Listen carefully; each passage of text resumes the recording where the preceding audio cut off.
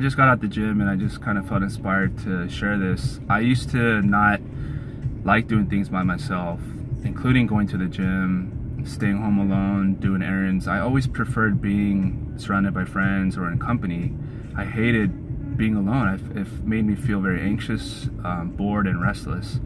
And so I used to always use my free time to try to make plans or do something besides being alone. And it wasn't until I started reading, self-help books, spirituality, meditation, listening to motivational speakers, things that forced me to do it alone.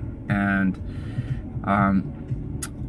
I actually began liking that time, spending that time alone. I realized that actually doing that was the highlight of my day, usually at night, but I really looked forward to doing that, and eventually spending time by myself became enjoyable. I actually started liking my own company.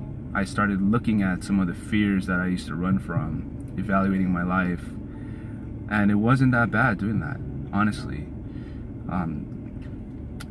And now it's something that I value highly, and I'm sure there's some personality involved. Some people naturally like doing that more than others, but I think there's some value for anyone to spend time alone, and I think it's not emphasized enough in our society, in our culture, to have some time to yourself every day, not just evaluating your life, but just being in your own company, relaxing, feeling into the moment and how good it feels. Because if you can't do that, if you can't like your own company, if you can't like being with yourself, how can you expect somebody else to? And I'm not talking just in a romantic sense. Even in friendship and in a work setting, people can feel into that. And if you learn to appreciate yourself more, looking at some of your deepest issues, it will make life a lot easier in terms of communicating with other people, interpersonal relationships, and just the ups and downs of life seem to play out smoother for me. Difficulties seem to be able to, it seems that I can handle them in a much more efficient way. And if it's difficult, it's like I can be there for myself, whereas before I used to run from that and require assistance.